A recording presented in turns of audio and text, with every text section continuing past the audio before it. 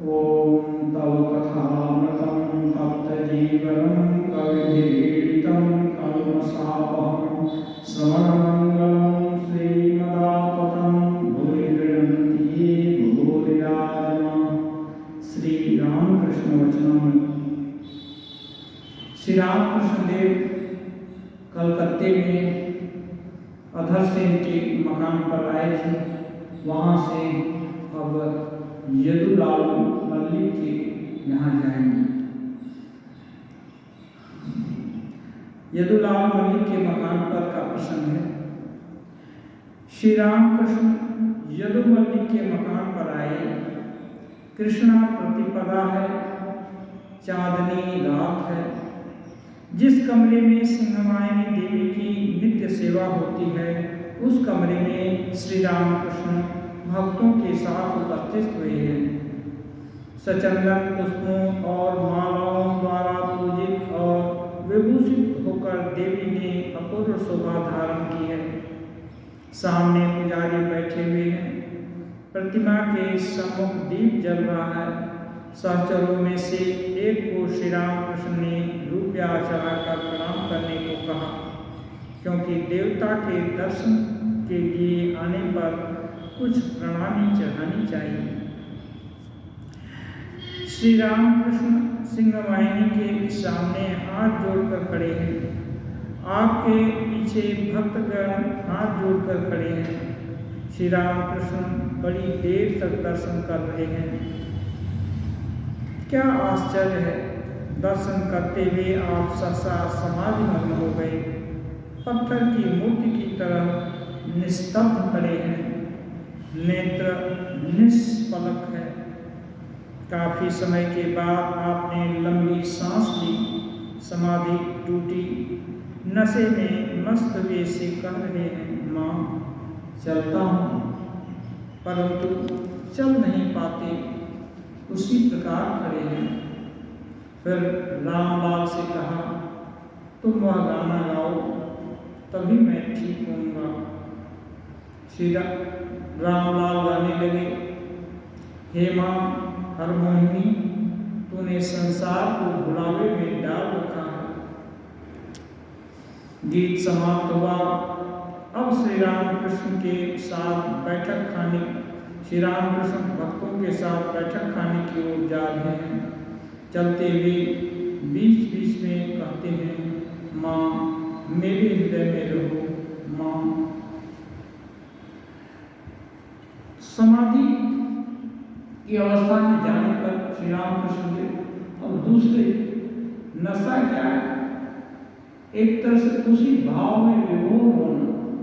अब विभोर हो गए तो वो अतीन्द्रिय राज्य का जो आस्वादन यदि कोई पा जाए तो कोई अच्छा व्यवहार करे समाज में, अपने घर परिवार में, तो यदि वो अलग हो जाता है तो कैसा कैसा लगता है, उसकी बार बार याद आती है। और ये तो स्वराज्य अपना अंतर का राज्य है, उसका आनंद उससे एक दूसरी जो जागतिक भूमि पर आने के समय वो नशा मन बना हुआ है। नशा में उसका याद घनीभूत रूप से बना हुआ है। अब जो मन इंद्रिय से परे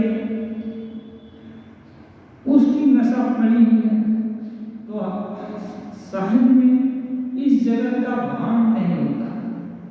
जैसे कोई सोया हुआ है बहुत घोर निद्रा में, थका मांदा, अब उसको कोई उठा के, नींद तो खुल गई लेकिन उसको होश नहीं है कि कहाँ है, कौन उठाना है, क्या करना है।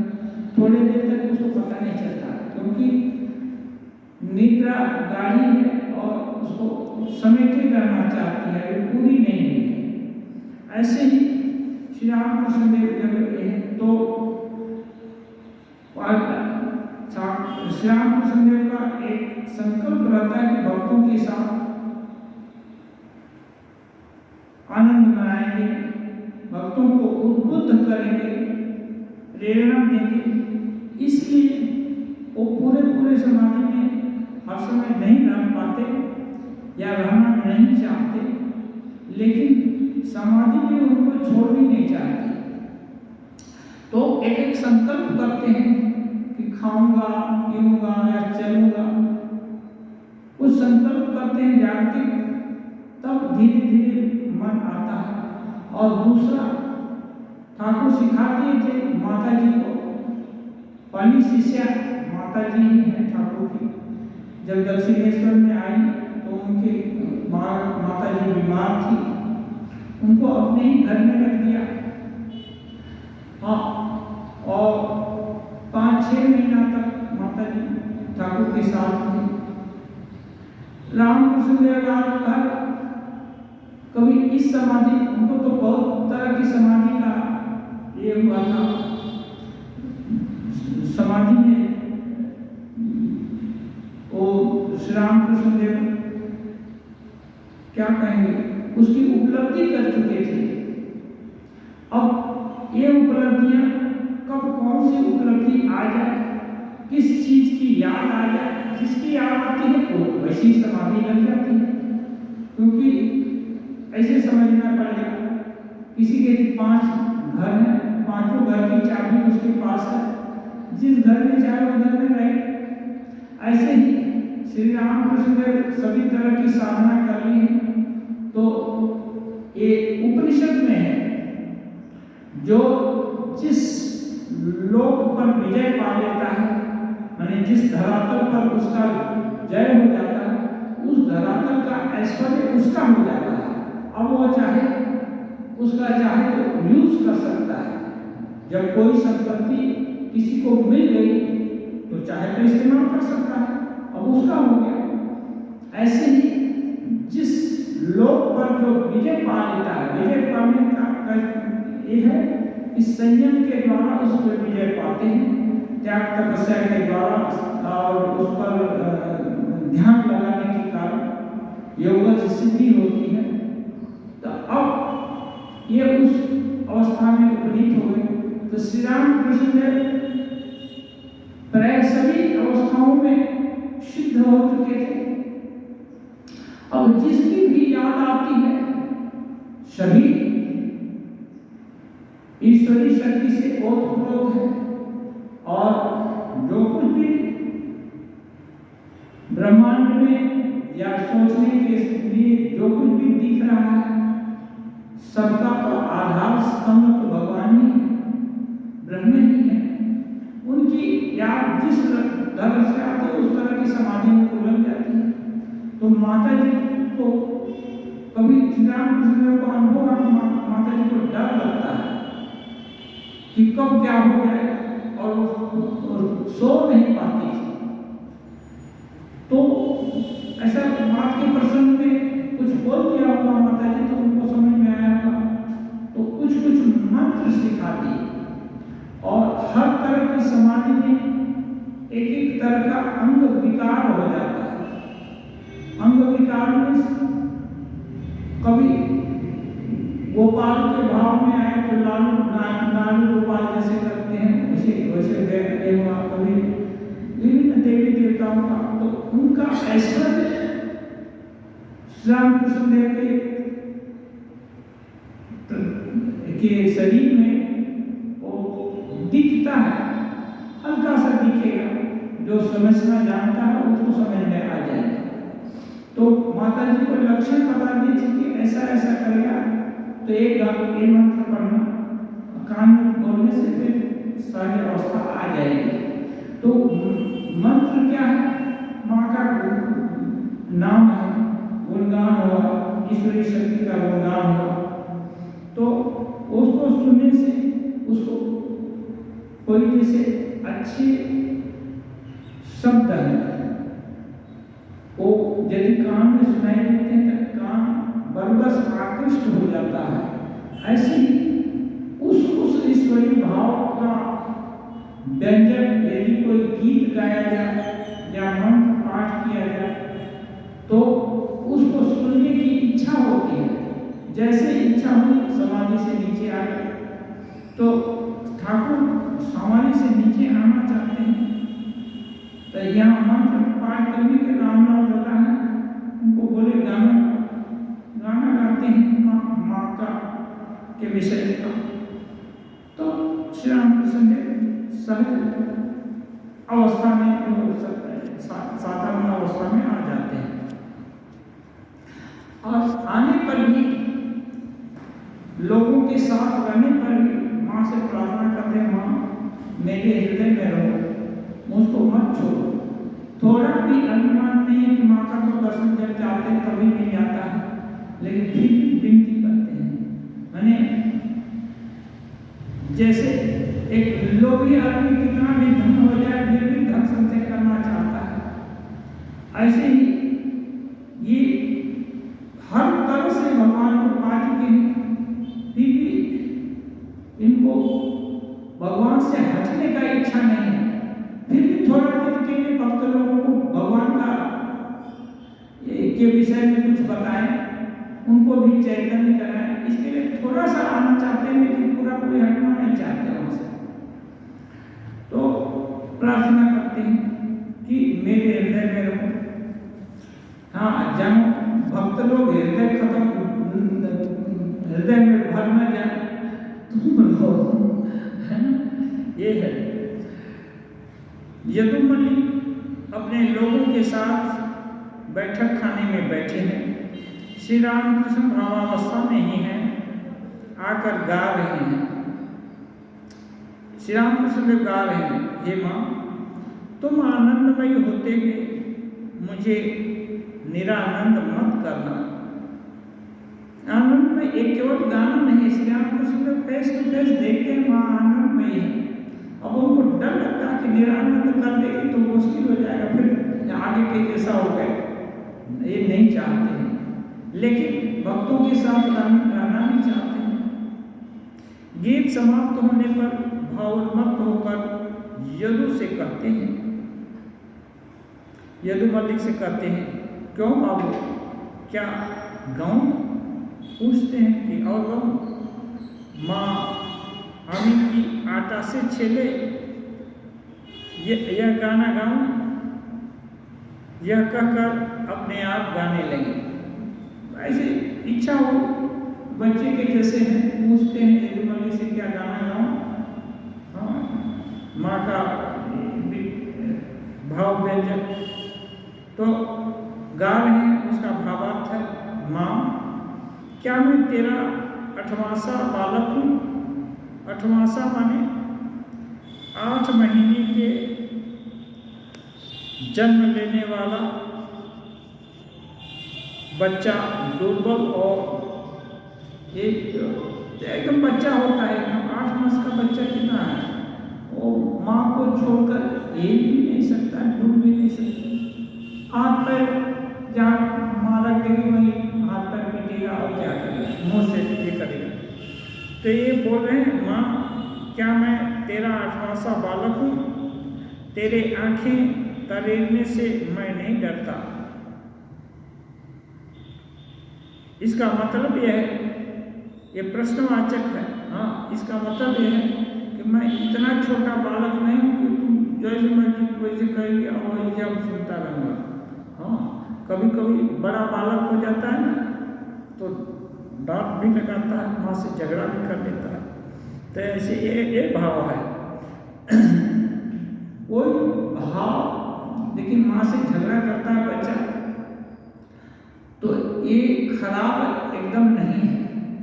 माने माँ को अपना समझता है, इसलिए माँ से दावी करता है कि नहीं मुझको देना ही पड़ेगा। अन्य दूसरी भी कितनी स्त्री लोग हैं, वहाँ तो जाकर दावी नहीं करता कि हमको देना ही पड़ेगा, अपनी माँ से दावी करता है। ये अपनत्व तो दिखाता है। जहाँ भी हो ईश्वर के साथ जिस भी भाव से अपनत्व बढ़ जाए या हो जाए और भाग्य है। तो ये कर रहे हैं साधक कि क्या मैं 8 मास का बालक हूँ जो तुम आंखें ऐसे कर देगी तो मैं डर जाऊंगा। शिव जिन्हें अपने हृदय कमल पर धारण करते हैं वे तेरे आरक्त चरण मेरी संपदा है। चालक बोल रहा है, तुम्हारे जो रक्त चरण कमल शिव जी अपने हृदय पर धारण कर रहे हैं, वो धन अब मेरा हो गया है, इसलिए मैं डरने वाला नहीं। क्या इसका मतलब क्या?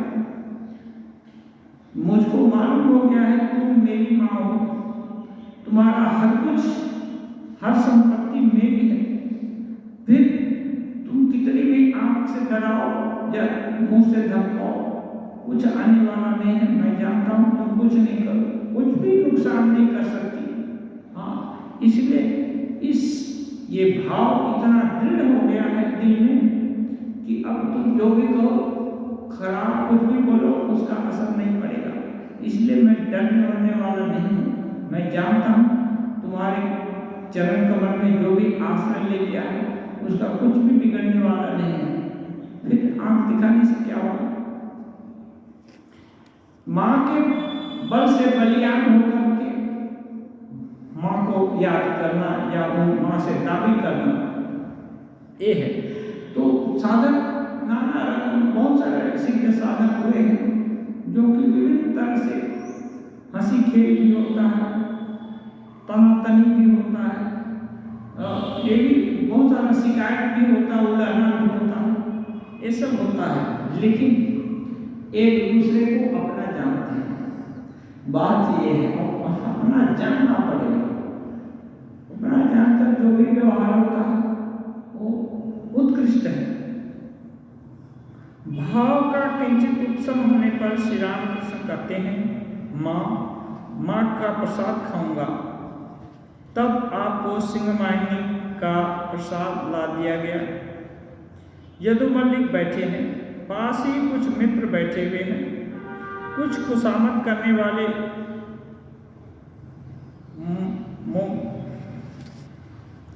मुसाहब भी बैठे हैं। बड़े लोगों के यदु मल्लिक तो धनी आदमी थे, तो उनका खुशामद करने वाले भी उनके पास जाएंगे, जिससे कुछ उनका सुविधा हो जाए। यदु मल्लिक की ओर मुंह कर श्री रामकृष्ण कुर्सी पर बैठे हैं और हंसते हुए बातचीत कर रहे हैं। श्री रामकृष्ण के साथ आए हुए भक्तों में से कोई बाजू के कमरे में, बगल के कमरे में बैठे हैं। मास्टर तथा और दो एक भक्त श्री रामकृष्ण के पास बैठे हैं। इतना बड़ा कमरा नहीं है, तो बगल के कमरे में बैठे हैं। सुनाई भी दे रहा ठाकुर क्या कर रहे हैं, दिखाई भी देता है। श्री रामकृष्ण साहस्य, अच्छा तुम मुसाहब क्यों रखते हो? ठाकुर स्पष्ट कहता भी है, कभी कभी सीधा बोल देते हैं, माने तुम खुशामद करने वालों को क्यों रखते हो? और यदु से बोल देते हैं। यदु साहस्य, मुसाहब रखने में क्या हर्ज है? उल्टा क्वेश्चन कर देते हैं। और जब धन संपत्ति है, कोई प्रशंसक दो चार रहेंगे, खाएंगे, क्या करेंगे, यही तो होगा। अगर उसमें हर्ज क्या है? क्या अब तुम उद्धार नहीं करोगे? या आप दूसरा एक कर दें, मुसाहब रखें, क्या इनका उद्धार तुम नहीं करोगे? ऐसा रख दिए। अब उल्टा ये ठाकुर के ऊपर ही दे दिए। श्री रामकृष्ण साहस्य, शराब की बोतलों के आगे गंगा जी हार मानती हैं। वे ठाकुर बोलते हैं शराब की बोतलों के आगे गंगा जी हार मानती हैं। इसका मतलब अब मुसाहब, तो ठाकुर बोले कि तुम पैसे रुपये तुम्हारा खुशामदी करने वाले क्यों रखते हो? लेकिन जब यदु मल्लिक बोल दिए, क्या तुम उनका उद्धार नहीं करोगे? ये कहाँ जाएंगे? जो कि इनका भाव था नरेंद्र नाथ का। वो अपने कभी कभी ऐसे साथी लोगों को ले आते जिनमें धर्म भाव एकदम नहीं के बराबर है, नहीं है। ठाकुर उनको देख कर ही पहचान जाते हैं, ऐसे लड़कों को क्यों लाता है? फिर एक दिन स्वामी जी बोले थे, ऐसे लोग आपके पास नहीं आएंगे पास आएंगे, किसके पास ले जाऊं इनको? तब ठाकुर को कोई उत्तर नहीं दिए। वो समझ गए कि नहीं, इसका दिल बड़ा है। ऐसे लोगों का यदि अच्छे साधु संग पड़े तो उनका भी कल्याण हो सकता है, इस कामना से लाया है। तो जब यही कामना यदु मलिक रख दिए, तब ठाकुर कहते हैं कि शराब है ना, गंगा जी से हाथ मांग रखा है। गंगा जी अवश्य पावनी है, पवित्र करती हैं, महिमामयी है, लेकिन जब भक्ति का, विश्वास का मदिरा जब चढ़ जाता है तो गंगा जी भी फेल हो जाते हैं। हाँ, और भक्ति विश्वास का मदिरा है कि ये सब भले ही छोटे दिल दिमाग वाले हों, लेकिन आप तो बड़े हैं, आपके संस्पर्श में आएंगे, इनका कल्याण हो जाएगा। ये विश्वास वो जो छोटी मोटी कमी है खुशामद कराने के लिए रखा है, वो सब नलीफाई हो जाता है। इसलिए इस ढंग से बोलते हैं शराब, कभी कभी शराब क्या, गंगा जी का प्रभाव कम हो जाता है। ये शराब क्या है? ये ईश्वरीय शक्ति में विश्वास, ये, और उसके बल से कुछ भी हो सकता है। कबीरदास जी बोलते हैं, जो कबीरा काशी मरे तो रावण कौन नहीं हो रहा। काशी में सुना है मरने से जिस किसी की भी मुक्ति हो जाती है। फिर कबीरदास जो सारा जिंदगी राम की भक्ति किया, राम से प्रेम लगाया, राम में नेह लगाया, अब यदि उसको भी काशी मरना पड़े तो राम से प्रेम करने का क्या मतलब हुआ? हाँ, फिर नहीं तो यहाँ मुक्ति मिल जाती थी। इसलिए वे भक्ति की श्रेष्ठता, ये जो भक्त की श्रेष्ठता को प्रतिपादित करने के लिए, अपने विश्वास को ऊंचा दिखाने के लिए, वो एक गहमर करके स्थान है जहाँ के लोग बोलते हैं यहाँ मरने से जरूर नरक में जाएगा, वहां जाकर शरीर छोड़े। कबीरदास कि भगवान से यदि प्रेम हुआ तो जहां नरक है, नरक में भी जाने पर भगवान उठा लेंगे। भगवान से तो नरक का महत्व बड़ा नहीं है, भगवान कहीं से भी भक्त को उठाएंगे। तब इसमें इतनी निष्ठा है, भगवान में समर्पण है कि जहां कहीं भी रहेंगे वो पकड़ेंगे, फिर बेड़ा लगाने का क्या जरूरत है। यही काम ये भी हुआ था। श्री रामकृष्ण देव पानी हाथी में गए थे, श्री रामकृष्ण देव खोलकर ताले सब सुन करके तो उद्दाम नृत्य करने लगते थे। मथुर बाबू बोले थे कि नहीं, पाल इसमें भेजेंगे स्पेशलिस्ट में। ठाकुर बोले नहीं, स्पेशलिस्ट इसमें नहीं जाएंगे, भक्त तो लोगों के साथ जाएंगे। फिर भी मथुर बाबू का दिल नहीं माना, और सिविल ड्रेस में दूसरे नौका में अपना एक बॉडीगार्ड सब भेज दिए थे। लेकिन तब ठाकुर बोले थे, जब प्रपोजल दिए थे मथुर बाबू कि हम भेजेंगे आपके साथ अपना आदमी, तो बोले थे नहीं, माँ में विश्वास किया, जब माँ अपनी रक्षक है तो ये गार्ड वार्ड का क्या जरूरत है। हाँ, इसको बोलते हैं तुलसीदास जी के एक है, उसमें वो कहते हैं, बड़ रखवार रमापति जासु। रमापति स्वयं विष्णु जिसके रक्षक हैं, इतने बड़े रखवाले जिसके हैं, उसका कौन क्या कर सकता है। तो ये है, ये विश्वास भगवान में, ये बहुत बड़ी चीज है।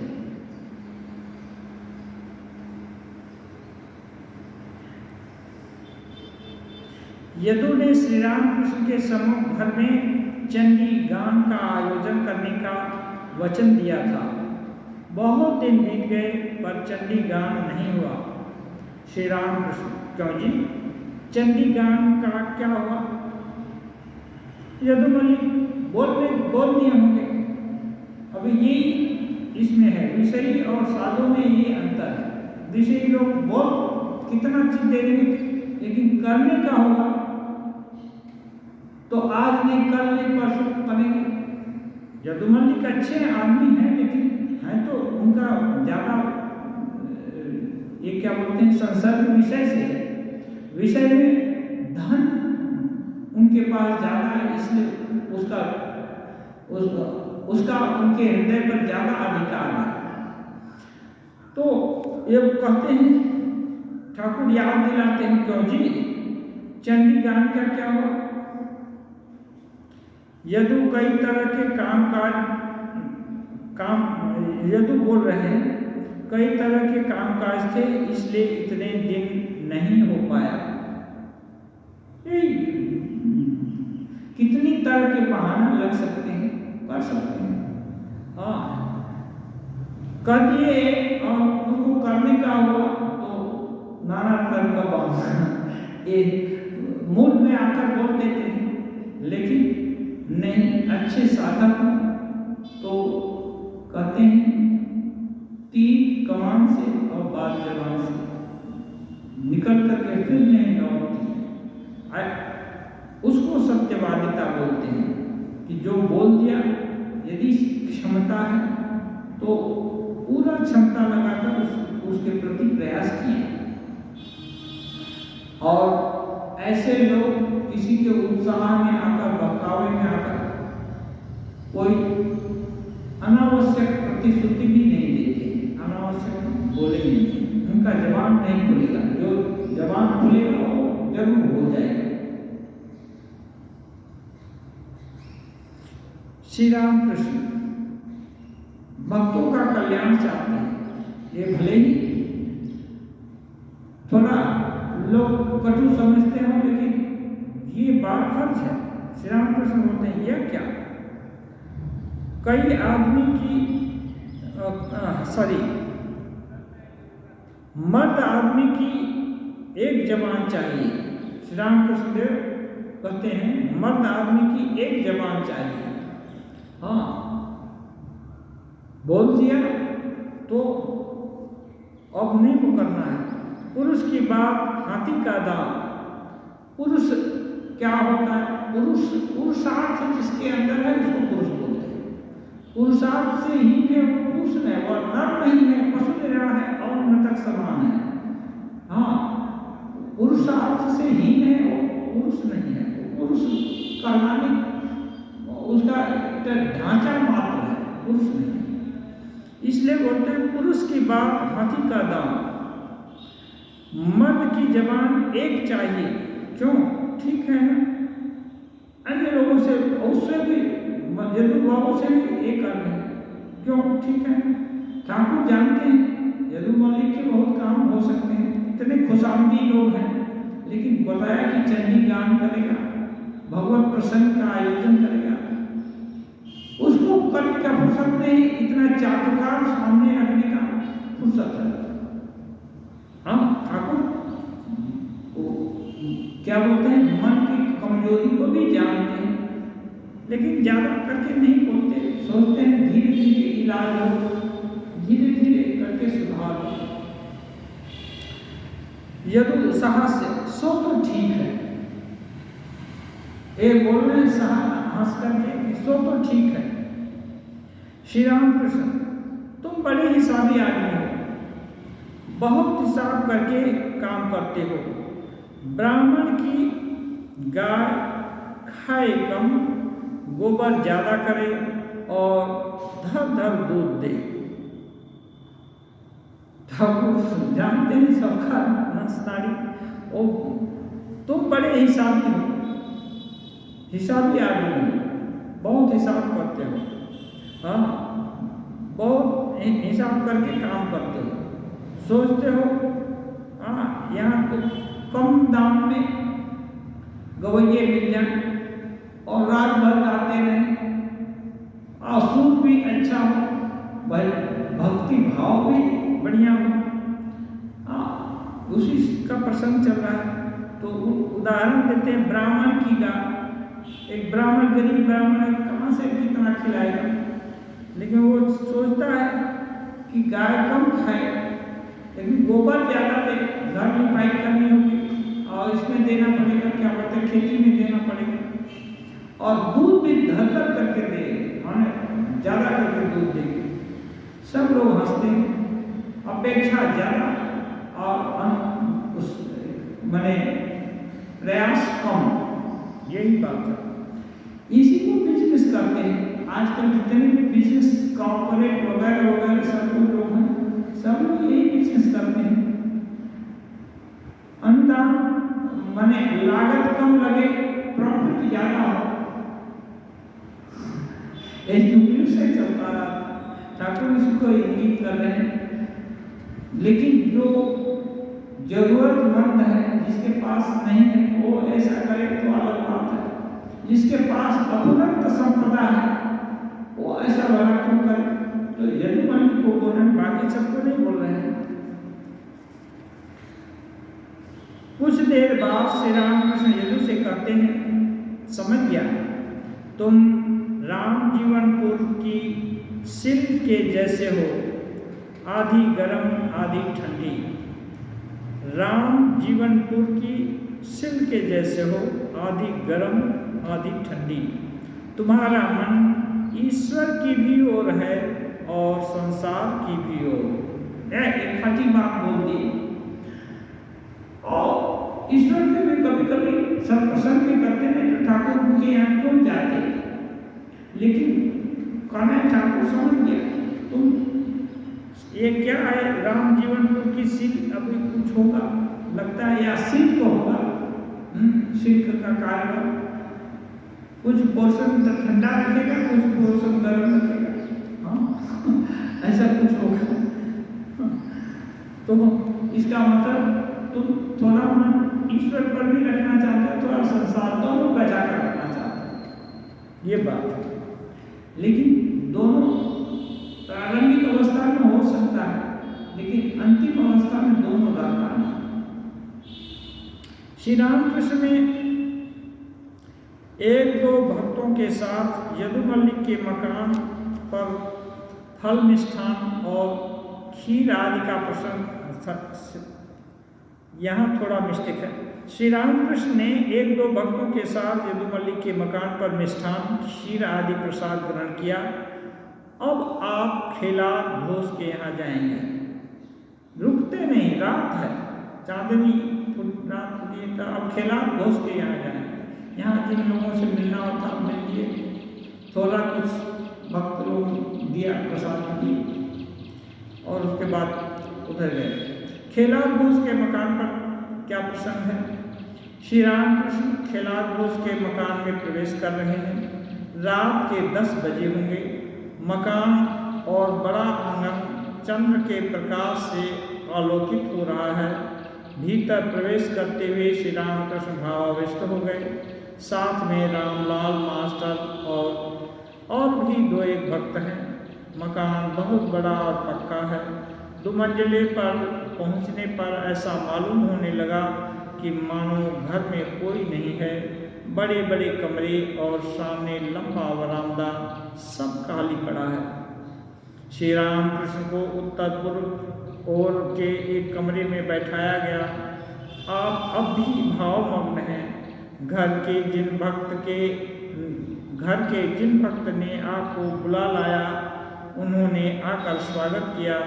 ये वैष्णव हैं, देह पर तिलक की छाप है और हाथ में जप माला की गोमुखी है। ये प्रौढ़ हैं, खेलाद घोष के संबंधी हैं। ये बीच बीच में दक्षिणेश्वर जाकर श्री रामकृष्ण के दर्शन कर आते हैं, परंतु किसी किसी वैष्णव का भाव अत्यंत संकीर्ण होता है। वे शाक्तों या ज्ञानियों की बड़ी निंदा किया करते हैं। श्री रामकृष्ण अब वार्तालाप कर रहे हैं।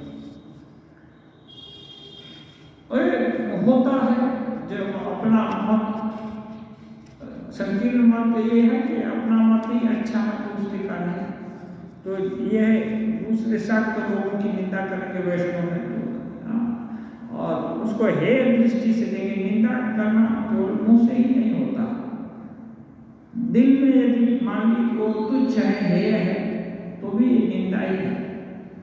बोलने से ही निंदा होती है, ये बात नहीं। तो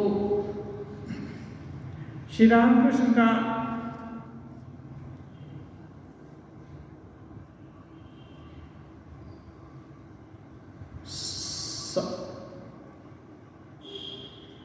ये जो श्री रामकृष्ण का सर्वज्ञत्व और समन्वय, श्री रामकृष्ण भक्तों के प्रति मेरा धर्म ठीक है और दूसरों का गलत, यह मत अच्छा नहीं। ईश्वर एक ही है, दो नहीं। उन्हीं को भिन्न भिन्न व्यक्ति भिन्न भिन्न नामों से पुकारते हैं। कोई कहता है गॉड और कोई अल्लाह, कोई कहता है कृष्ण, कोई शिव तो कोई ब्रह्म। जैसे तालाब में जल है, एक घाट पर लोग उसे जल कहते हैं, दूसरे घाट पर वाटर, तीसरे घाट पर पानी।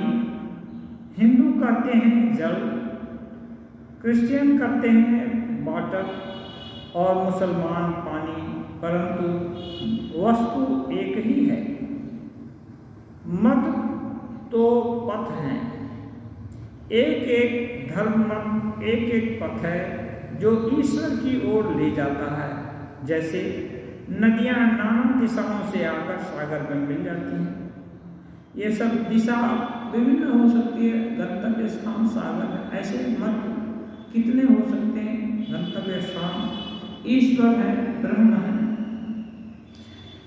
श्री रामकृष्ण कह रहे हैं वेद पुराण तंत्र सबका प्रतिपाद्य विषय वही एक सच्चिदानंद है। प्रतिपाद्य विषय हम कुछ कहना चाहते हैं, उसका लक्ष्य क्या है, क्या चीज हम लोग, जैसे यहाँ हम लोग रामकृष्ण वचनामृत पढ़ना चाहते हैं, उसका उस पर विचार कर रहे हैं। ये विचार का मतलब क्या है? श्री राम मतलब यही है कि श्री रामकृष्ण देव भक्तों के कल्याणार्थ 100-150 साल पहले जो कुछ उनको बोले थे और जिन जिन परिस्थितियों में बोले थे मास्टर महाशय, वो परिस्थितियां भी चित्रांकित के समान नरेट कर दिए हैं, इसमें वर्णन कर दिए हैं। तो वो परिस्थितियां मानो हम कल्पना करें अपने दिल में कि श्री रामकृष्ण दिखाई नहीं दे रहे हैं ऐसे सदैव, लेकिन मंदिर में गर्भ मंदिर में बैठे हुए हैं। मानो एक जो आवाज आप और हम सुन रहे हैं, ये आवाज उनके ही तरफ से आ रही है। जो पठन का आवाज है उनकी तरफ से। अब उनकी आवाज को हम लोग सुन करके हमारे जीवन में क्या लाभ होगा, हम कैसे उसको अपने लिए अपने जीवन में उपयोग कर सकते हैं और उसका उपयोग करके कैसे आगे बढ़ने का, ईश्वर की तरफ आगे बढ़ने का कैसे प्रयास कर सकते हैं। ये सब जानने और कल्पना करने और सोचने के लिए हम लोग यहाँ उपस्थित हुए हैं। और सोचने का फल क्या होगा? ये सोचने का फल यही है, श्री रामकृष्ण के ही मुख से जो जिसकी चिंता करता है वह उसकी सत्ता पाता है। जिसके विषय में हम लोग सोचेंगे वो उसके गुण हमारे अंदर प्रवेश करेंगे धीरे धीरे। इसके लिए हमारे दिल दिमाग का दरवाजा हमको खोल करके सुनना है, समझने का कोशिश करना है। हाँ, पढ़ने का यही उद्देश्य है इस पाठ का। ऐसे ही जो भी वेद में 4 वेद हैं, स्वामी जी बोले अनंत ज्ञान राशि, माने कोई भी ज्ञान, यहाँ तक कि मारण उच्चारण जैसी क्रियाएं भी वेद में वर्णित है। और जागतिक रॉकेट बनाना है और ये जो आजकल वैज्ञानिक अनुसंधान है सब कुछ वेद में है। आगे भरद्वाज जी हजारों साल पहले विमान बनाना जानते थे, अपने खुद पर्व कुटी में रहते हैं, कुटिया और किसी पत्ते की कुटिया, और खाते हैं कंदमूल फल। आश्चर्य भी गोबर की लिपी हुई लिपाई की हुई जमीन पर सोते हैं, बैठते हैं।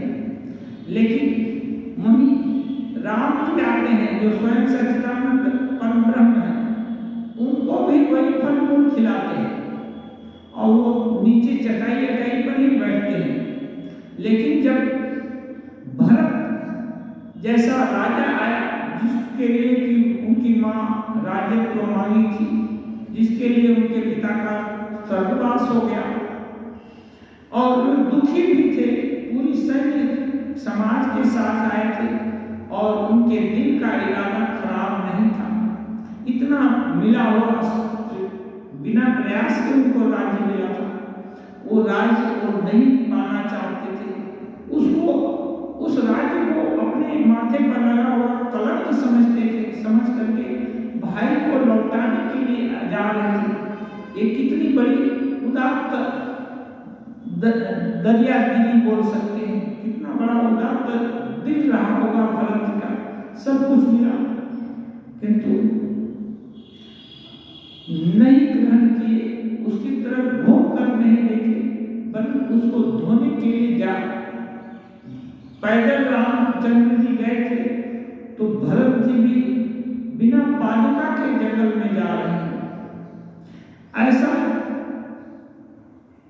विशिष्ट जब अतिथि देखे भरद्वाज जी, तब उनके मन में इच्छा हुई, यदि कोई भी गुण हुआ, कोई भी आप चीज अर्जित किए हैं उसका कभी न उपयोग हो तो किस काम का है, लेकिन अपने लिए उपयोग हो तो ये स्वार्थ होता है, और यदि दूसरे के हित के लिए हो तो इसको ही नाम परमार्थ है। तो भरद्वाज जी सोचे आज एक बड़ा विलक्षण अतिथि आया है, क्यों न इसकी अच्छा से इसका आतिथ्य इस सत्कार किया जाए। तब वो ये कहते हैं, आज्ञा देते हैं भरत जी से कि आप लोग थके हुए हैं, मैं चाहता हूं कि आज आप सभी सेना के साथ, क्योंकि सेना वहां नहीं ले गए थे आश्रम में, भरत जी सेना नहीं ले गए थे, वो 1 किलोमीटर दूर ही छोड़कर आए थे स्वयं 2-4 लोग को, लेकिन उनको तो मालूम था। भरद्वाज जी ऐसे ही अंतर्यामी थे, वो जानते थे कि सब क्या हो घट रहा है, और बाप के प्रसंग में भरत जी से भी जान गए। तो वो बोले नहीं, आपकी पूरी सेना के साथ आपका आतिथ्य सत्कार हम करना चाहते हैं। तो भरत जी बोले नहीं, आप जो कर दिए मेरे ऊपर अनुग्रह कर दिए, मेरे अनुकूल हैं, यही किसी भी आतिथ्य सत्कार से ज्यादा है, क्योंकि राजा लोग मुनि को कष्ट नहीं देना चाहते, मुनि से कोई दावी नहीं करना चाहता। तो ये किया,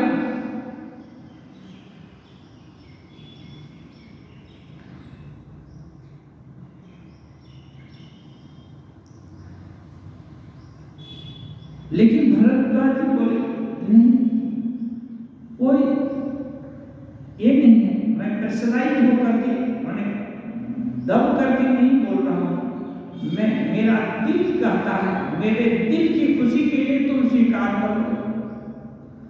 तब भरत जी बोले ठीक है, आप श्रेष्ठ हैं, गुरुजन की आज्ञा माननी चाहिए, इसलिए हम आपकी आज्ञा से उधारे करते हैं।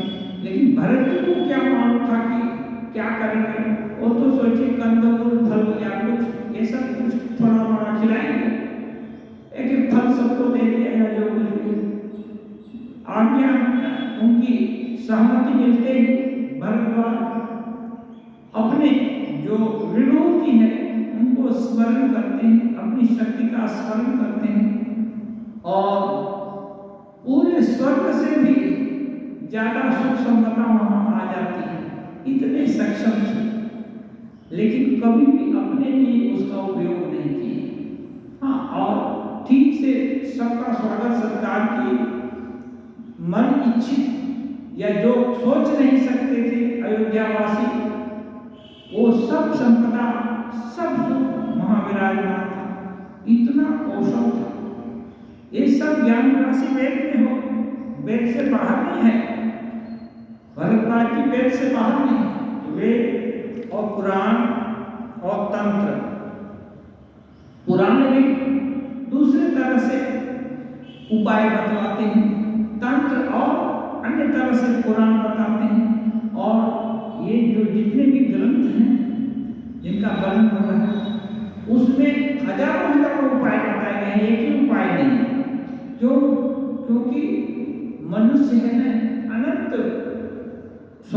क्या बोलते हैं रुचि वाला है, इसलिए सबकी रुचि के अनुरूप उसको कुछ न कुछ मार्गदर्शन मिल जाए, ऐसा सबका कल्याण हो, ऐसी भावना के साथ ये सब शास्त्र अहम में सबका कल्याण करने के लिए इनका जो ये एक इनका भी जो आविर्भाव हुआ है शास्त्रों का, ये इसके लिए ही है। तो इनका प्रतिपाद्य विषय, इनका लक्ष्य एक ही है, क्या? सच्चिदानंद ब्रह्म, जो सच्चिद आनंद स्वरूप है, ब्रह्म है, मन वाणी से परे, सर्वसमर्थ है, हाँ सब कुछ निर्गुण निराकार है, नित्य शुद्ध बुद्ध मुक्त स्वभाव है। ओ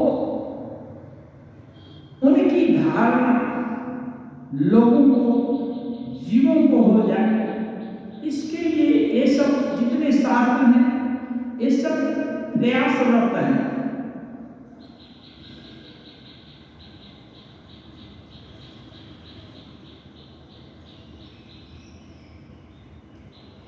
तो कहते हैं सच्चिदानंद ब्रह्म, सच्चिदानंद कृष्ण, सच्चिदानंद शिव सब एक ही है। ब्रह्म, कृष्ण और शिव जितने भी नाम गिनाए गए सभी एक ही हैं। यदि सच्चिदानंद प्रीफिक्स लगा हुआ है, ऐसे ही जो भी देवी देवता हैं, यदि सच्चिदानंद दुर्गा जी का कोई भक्त है, माँ काली का कोई भक्त है, वो सच्चिदानंदमयी यदि जानता है माँ काली को, माँ दुर्गा को, तो एक ही है। लेकिन जैसे सुने हैं डकैत काली, डकैत लोग पकड़े न जाए, उनकी कार्य में सिद्धि हो जाए, इसके लिए पूजा करते हैं और इतनी ही सिद्धिदायक देने वाली है। यदि ऐसा सोच करके पूजा करता है तो उसको मुक्ति, भक्ति ये सब नहीं मिलने वाली है, बस उसको अधिक से अधिक उसमें ये होगा साहस और शौर्य की वृद्धि होगी। क्योंकि माँ सत की भी माँ है, असत की भी माँ है, सबकी माँ है, इसलिए माँ उनको भी बल देती है, उनको भी शक्ति देती है। लेकिन यदि वो सोचे माँ सच्चिदानंदमयी है तो उनको मुक्ति भी दे सकती है। हाँ, तब ऐसे लोगों से चोरी डकैती ये सब नहीं होगा। ठाकुर कहते हैं यदि तलवार पारस मणि को छू जाए तो उससे हिंसा का काम नहीं होगा। अब देखने के लिए तलवार रहेगा, लेकिन अब वो नरम हो गया था। तो सब एक ही है। कहते हैं सब चुप हैं। वैष्णव भक्त पूछ रहे हैं महाराज, ईश्वर का चिंतन भला क्यों करें? ये भी प्रश्न, ईश्वर का चिंतन भला क्यों करें? श्री राम कृष्ण कह रहे हैं, यह बोध यदि रहे तो फिर जीवन मुक्त ही है। दो तरह का है, परंतु सब में यह विश्वास नहीं होता, केवल मुंह से कहते हैं ईश्वर हैं, उन्हीं की इच्छा से सब कुछ हो रहा है। यह विषयासक्त लोग सुन भर लेते हैं, इस पर विश्वास नहीं रखते। श्री रामकृष्ण कहते हैं, यदि साधक कोई अच्छा हो, साधक उच्च स्तर का, तो सोचे ईश्वर को याद क्यों करें, क्या जरूरत है? तो श्री रामकृष्ण बोलते हैं, हाँ, इसका मतलब जब सब कुछ ईश्वर से ही ओतप्रोत है, हम ईश्वर स्वरूप भी हैं, तो और क्यों याद करें? ऐसा बोध हो तो मुक्त ही है, क्योंकि हर समय उसको बोध होता है। और एक दूसरे स्वरूप का ठाकुर वर्णन नहीं कि एक निकृष्ट विषयासक्त लोग भी हैं, जो भी सोचते हैं कि ईश्वर का चिंतन क्यों करें, ये सब झूठ का पाखंड क्यों करना है, बहुत विषयासक्त लोग, तो उनको प्रश्न ही नहीं होता कि ईश्वर के विषय में जाने का और देखने करने का, तो वहां भी है, तो उनको भी जरूरत नहीं है। ठीक है, नाली का कीड़ा यदि नाली में रहना चाहता है तो भला उसको इत्र में कौन डालने जाए, इत्र में डालने से वो मर जाए। ठीक है, नाली का उसको एक्सपीरियंस हो, भोग करे, इसलिए भोग जरूरी है। हाँ, भोग करके स्वयं जब तृप्त हो जाएगा तब सोचेगा कि हे भगवान, उसको नाली से हटाकर कहीं अन्य जगह रखो। यदि उसकी कल्पना होगी तो भगवान अन्य जगह भी रख देंगे, क्योंकि उनके जगह का अभाव नहीं है। ये इसलिए ये सब है सच्चिदानंद ब्रह्म। तो लेकिन ठाकुर बोल रहे हैं कि विषयासक्त लोग सुन लेते हैं कि ईश्वर सब कुछ करते हैं, उस पर विश्वास नहीं होता, विश्वास करने का क्षमता नहीं होती। विषयासक्त लोगों का ईश्वर कैसा है जानते हो? जैसे माँ काकी का झगड़ा सुनकर बच्चे भी झगड़ते हुए कहते हैं मेरे ईश्वर हैं। जैसे काकी माँ और अपनी माँ सब गांव में सब लड़ती हैं, कभी कभी प्रश्न हो जाते, एक हो जाते, तो उनका कभी कभी ईश्वर की भी दुहाई देते हैं, अरे ईश्वर के लिए तो ये करो। हो सकता है कोई गलती कर रहे हैं, ईश्वर का दुहाई कर दे रहे हैं, तो बच्चे सुनते हैं, वो भी बोलते हैं, अपने आपस में झगड़ा करते हुए ईश्वर का एक शपथ लेते हैं। तो ये एक दूसरे से सीखता है। बस ईश्वर के विषय में बच्चों का जैसे धारणा नहीं, ऐसे ही विषयासक्त लोगों का भी धारणा नहीं होता। ठाकुर यही कहना चाहते हैं। क्या सभी लोग ईश्वर की धारणा कर सकते हैं? ये संभव भी नहीं है, क्योंकि जो जिस कक्षा में है वो उस कक्षा का पाठ ही अधिक पढ़ सकता है, सभी कक्षा के पाठ की धारणा नहीं हो सकती है। उन्होंने भले आदमी भी बनाए हैं और बुरे आदमी भी, भक्त भी बनाए हैं, अभक्त भी, विषयी भी बनाए हैं और विश्वासी भी बनाए हैं और अविश्वासी भी। उनकी लीला में सर्वत्र विविधता है। उनकी शक्ति कहीं अधिक प्रकाशित है तो कहीं कम। सूर्य का तेज मिट्टी की अपेक्षा जल में अधिक प्रकाशित होता है, फिर जल की अपेक्षा दर्पण में अधिक प्रकाशित होता है। फिर भक्तों के बीच अलग अलग श्रेणियां हैं। एक कह रहे ईश्वर सब कुछ बनाए हैं, पेयर्स ऑफ अपोजिट, हर जगह एक भला है तो एक बुरा है, एक में न्यूनता है तो एक में श्रेष्ठता है, सब बुलाए हैं, सब ईश्वर एक ही है। हाँ, इसका मतलब क्या है? प्रकाश में तारतम्य रख दिए और भक्त जो हैं भगवान के रास्ते पर चल दिए हैं, उनमें भी बोलते हैं अलग अलग श्रेणियां हैं, एक तरह के भक्त नहीं है। उत्तम भक्त, मध्यम भक्त, अधम भक्त, गीता में ये सब बातें हैं। श्री रामकृष्ण देव पढ़ रहे हैं। वैष्णव भक्त कहते हैं, गीता ये भी पढ़े हैं, कहते हैं जी हाँ। श्री रामकृष्ण कह रहे हैं अधम भक्त कहता है ईश्वर बहुत दूर आकाश में है, ईश्वर बहुत दूर, ओ ऊपर है, अच्छे हाँ ऊपर में है, हाँ वो अधम भक्त है। मध्यम भक्त कहता है ईश्वर सर्वभूतों में चेतना के रूप में, प्राण के रूप में विद्यमान है। उत्तम भक्त कहता है ईश्वर स्वयं ही सब कुछ वे हैं, जो कुछ भी दिख पड़ता है वह उन्हीं का एक एक रूप है, वे ही माया जीव जगत आदि बने हैं, उनके सिवा दूसरा कुछ भी नहीं।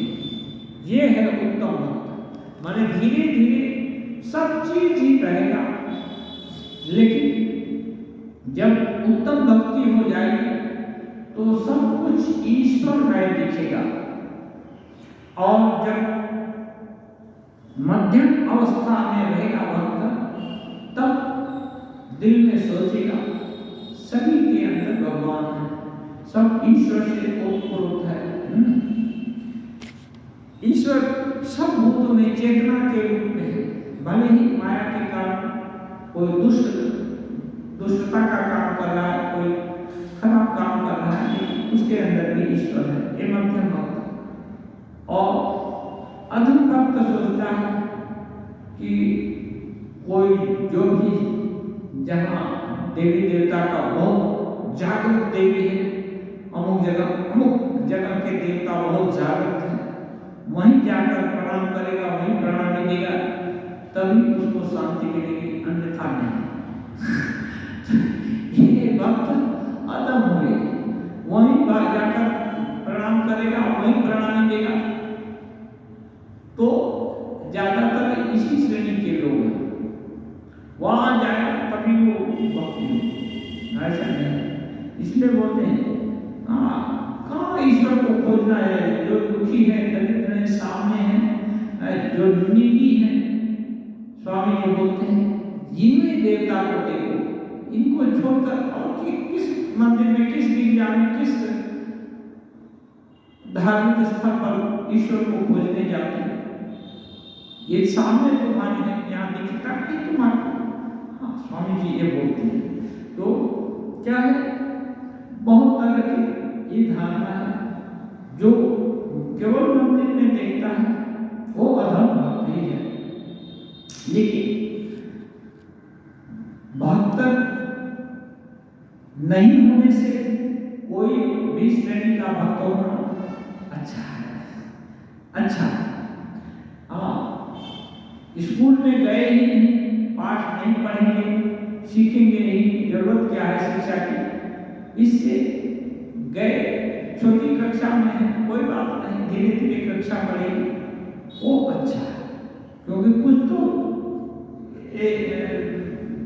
दिल दिमाग का विकास होगा, समझ में आएगा।